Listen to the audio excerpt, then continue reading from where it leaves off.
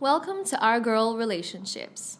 On this channel, we talk about problems people face in their day to day lives. Let's start with a video.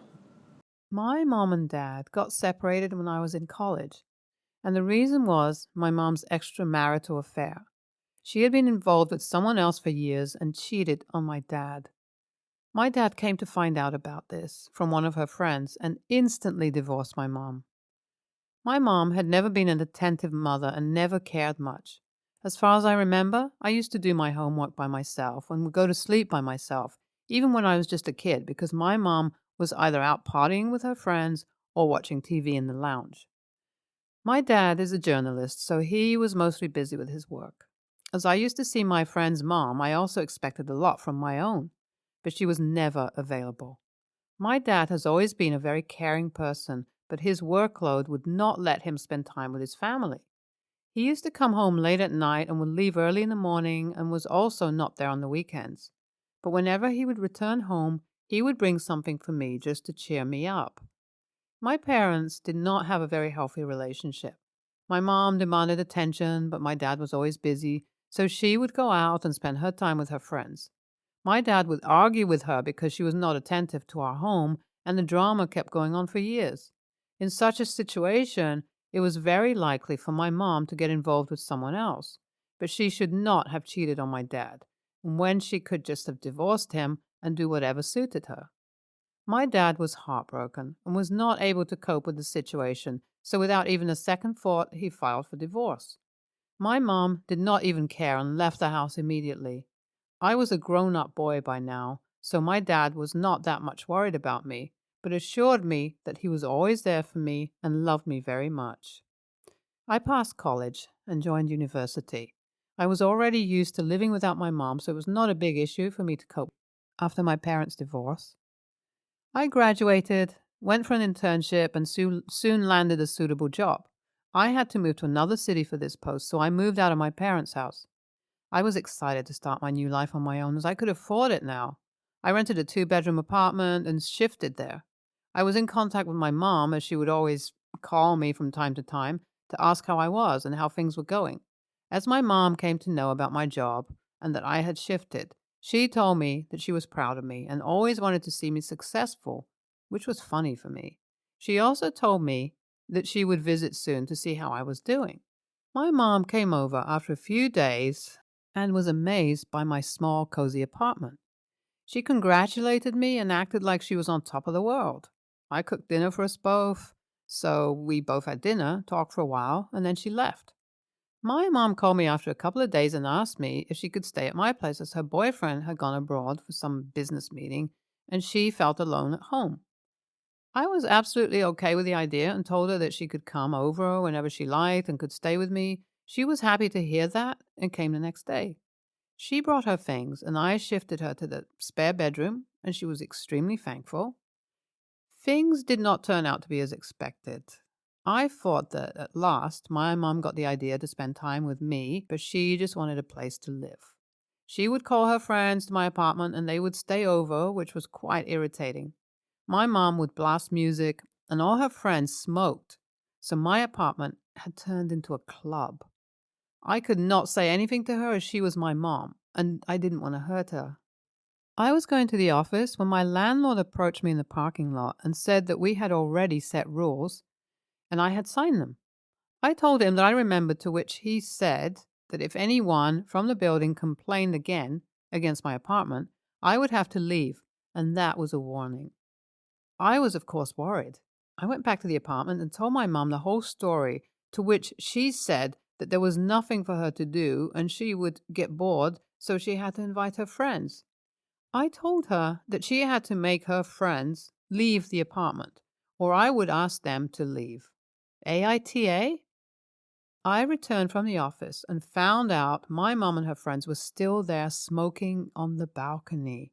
I called my mom and told her that if she could not make them leave, she could at least stop herself and her friends from smoking and banging music. She started arguing that I was so selfish and could not see my mom happy in her life. She told me that I was just acting like my dad, who was jealous of her happiness throughout their married life. I had no idea how to respond, so I just went to my bedroom. I told myself that it was a matter of just a few days, and then she was going to leave as soon as her boyfriend came back, so it was okay. My dad called and heard my mom in the background, so he asked what she was doing in my apartment. I told him the whole story and he was furious. He asked me, how could I let her stay when she had cheated on us for so long and shamelessly gone away with her boyfriend? I told my dad that she was still my mom and I could not kick her out. My dad said that I would soon kick her out as she was unbearable.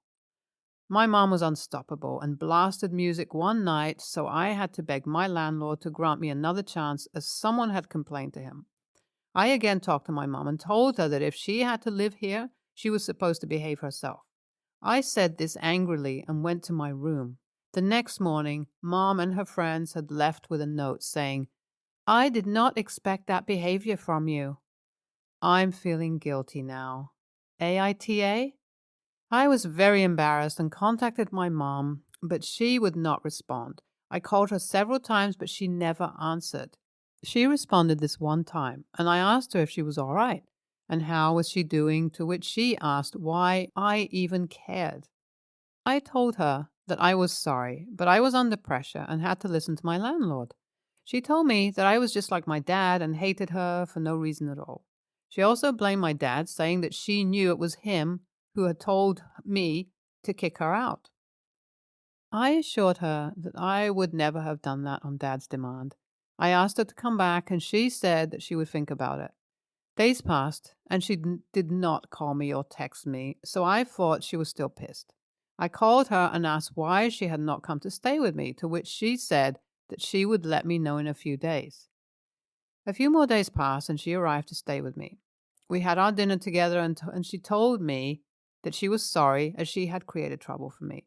I told her that it was okay and she could stay as long as she wanted to. She stayed for some days and told me that she had to return as her boyfriend had come back from abroad. I told her that I wished she had stayed longer and would wait for her to come again. I was in the office when I received a call from my mom. She informed me that she had something important to talk about and was already in the city. I told her that I could meet her during my lunch break in the cafe near my office. We both got together there and she started telling me how she had faced financial problems when my dad kicked her out of the house. She also told me that she was so happy that her son was now capable enough to provide her space. She went on and told me that her boyfriend was not financially stable at all and was not consistent with his job. He would resign for no reason and then would stay jobless for as long as he had not spent all the savings. She told me that she lied about her boyfriend's trip abroad. Actually, he had resigned a few months ago and they were not able to pay their apartment's rent, so were kicked out by the landlord. She came to this city so she could stay with me while her boyfriend was staying with one of his friends. I was shocked to hear all this and asked how I could help. She told me that she was going to marry her boyfriend in the church that weekend and wanted to stay with me until he found a job. I told her to inform me before she had to arrive and leave for my office. This did not even make any sense. Why was she marrying him when they were already not stable at all, and why was I supposed to provide the space? Letting my mom and her new husband into my apartment was not a good idea at all, and I knew how furious my dad was going to be.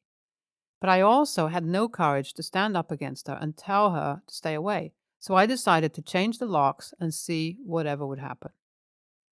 My mom called me and informed me that she was moving in. I was in the office and did not say anything. What happened next was beyond my expectation. When I went back from work, the locks of my apartment were broken and the couple were inside. I went inside and confronted them.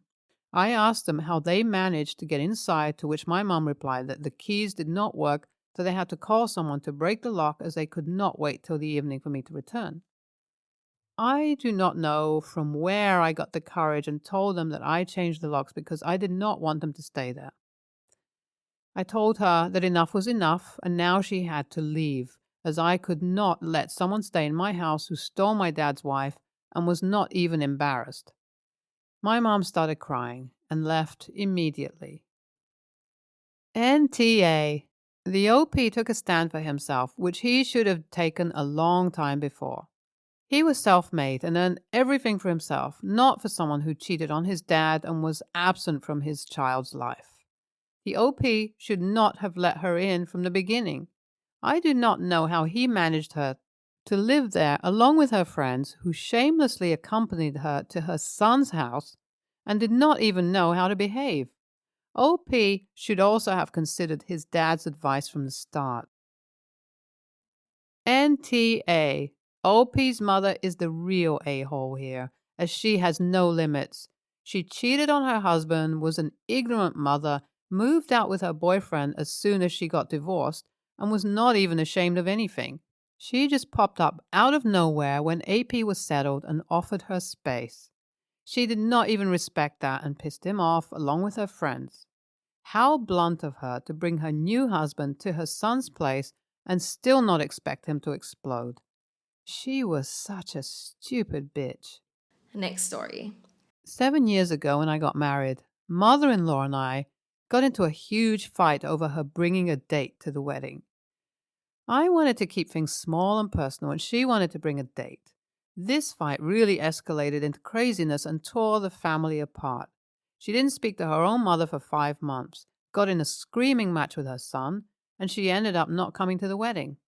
Mother in law told me very clearly to never speak to her again, so I respected that.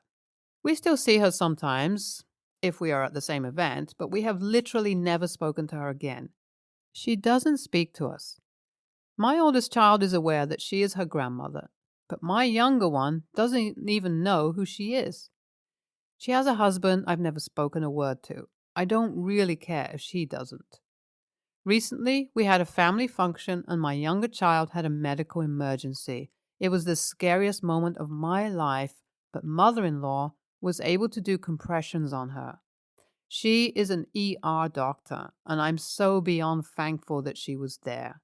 I did say thank you in the moment, but I wasn't sure if she heard me. I went over to her after and said that despite everything between us, I just wanted to say thank you. Mother-in-law was standing with her brother, who said, "Didn't she tell you to never speak to her again?" Mother-in-law got an attitude and said that she would have done that for anyone because it is literally her job and she doesn't need to be thanked, and felt it was performative. Mother-in-law's husband, who I've never talked to in my life, snapped at me and said, "You don't need to thank someone for doing their job," and that I have a lot of nerve talking to her. I was shocked they were being so rude about it. Mother-in-law's dad tried to brush it off and said she had social anxiety. I wouldn't say she doesn't, but this is the first time I'm seeing it or hearing about it. And that they were just acting like that because she was stressed having to talk to me. But I'm not sure if I really believe that. He also said what I said was weird because it implied that she might have just let her die because of our issues. NTA, I think you would have thanked anyone who did the same thing in the same circumstances. I thank people for doing their job all the time. Just today, I thanked the bagger at the grocery store, and that was just for bagging groceries, not saving someone's life. Sheesh, your mother-in-law and her posse were out of line. Maybe they thought you were extending an olive branch because you came over afterwards and they want to continue to stew in their resentment. Put it out of your mind. You did nothing wrong. NTA, you were behaving in a rational, mature, adult way. Your mother-in-law saw the opportunity to take a shot at you and did. That's all. There's never anything wrong or asshole-ish with showing genuine gratitude to someone. And people thank medical professionals all the time for actually doing their job, which your mother-in-law was not techno doing because she wasn't on the clock. So there's nothing weird about saying thank you in that circumstance. People defending her on that basis are just doing some mental gymnastics to excuse her bad behavior. Next story. My father passed away 8 years ago and left about $500,000 in a family trust. I am the executor of the trust, and his will put some stipulations in place for how it is to be used. He didn't want us to blow it on wasteful things, so he used specific language to only use it for medical and educational expenses for the biological and or adopted grandchildren of his. Fortunately, we haven't needed to use anything for medical expenses, but we have used funds to help pay for my son's college as well as my niece's college. I have a daughter who will be going to college in a couple of years, as well as another niece who is currently 14. My brother, let's call Dan, has no bio kids, but he married a woman 5 years ago with now 17 and a 15-year-old son. Their father is still around here and there, doesn't provide much financial support, but he is still their father and would never entertain the idea of Dan adopting them. Not sure if the kids would even want that. Dan asked me about using funds for the older one for his college in about 2 years. He is currently a junior in high school. I told him I don't think that would be allowed due to the wording in my father's will. Dan and his wife are very angry at me for saying that I'm treating his stepkids as castaways due to not being blood related. I feel like I'm just honoring the testament of my father, but he feels otherwise. I can kind of see it going either way, but since it is limited funds and we don't know what the future holds, medically speaking, I'm inclined to save the funds versus allocate them to my step nephews. My sister agrees with me, but it's causing some tension.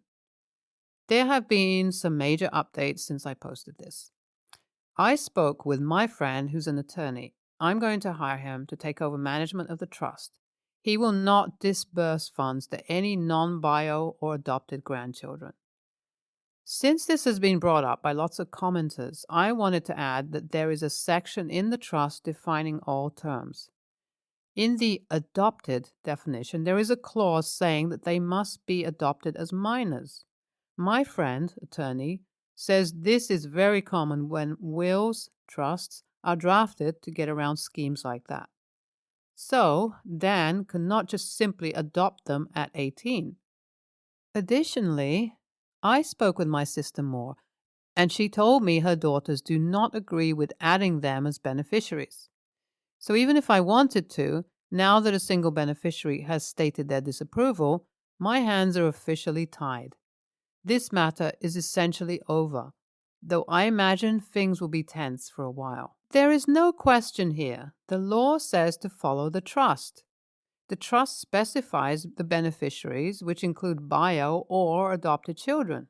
There is no element of discretion. If you distribute to the stepkids, you could be breaching your legal duties and exposing yourself to liability in addition to draining the trust. There's a reason that money is put into a trust versus being left in an account and putting someone in charge. There are legal protections that make this call. People are putting emotions over reality here.